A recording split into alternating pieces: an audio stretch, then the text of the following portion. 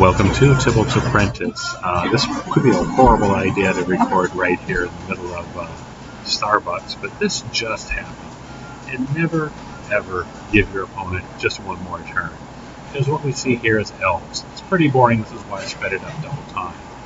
Elves versus elves. Well, yeah, you've got all the same creatures. Llanowar Elf against Llanowar Elf. Okay, I might get a little advantage because I give my elves a +1. They counter by also getting a +1 and getting another elf on the board. So really you can see that I've got two collected companies, so I'm feeling relatively safe. Oh, but they cast a Skyshroud. Actually, this seeks elves, so maybe I should add that to my deck. But again, I'm feeling confident. I've got the two collected companies. However, their board seems to very quickly be outpacing mine. Even with this, slim pickings, I get to draw another card, but I would have rather had more elves on the board. And this. Okay, so what do I do now? Do I put this on the board getting more mana?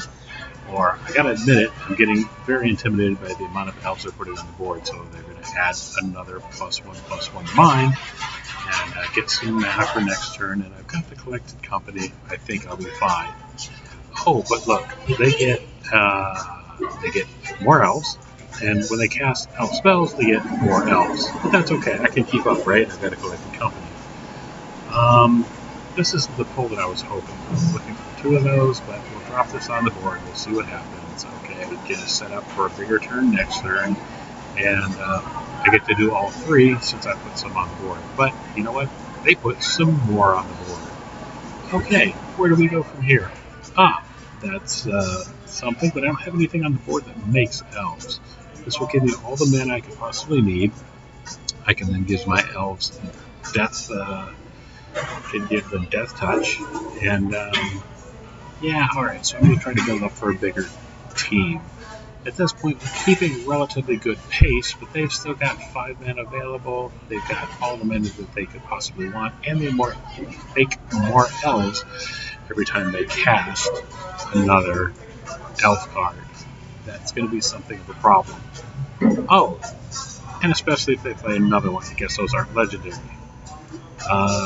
Yeah, so I feel like I'm falling farther behind. I do have another collected company. That's all right.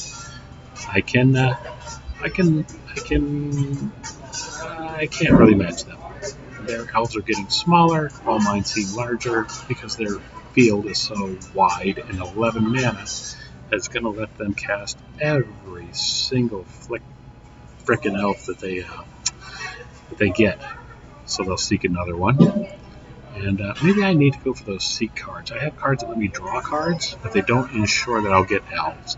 Again, I'm not familiar with alchemy that much because I hate it, but like I was talking with Mikey the other day, I maybe just need to accept it and bear with it. And man, their board is getting wider and wider and wider.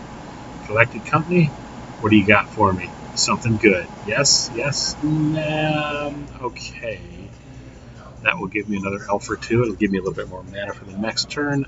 That's not going to be enough. I've kind of lost this game. So never, ever, ever give your opponent just one more turn. Probably should have got an attack in there early.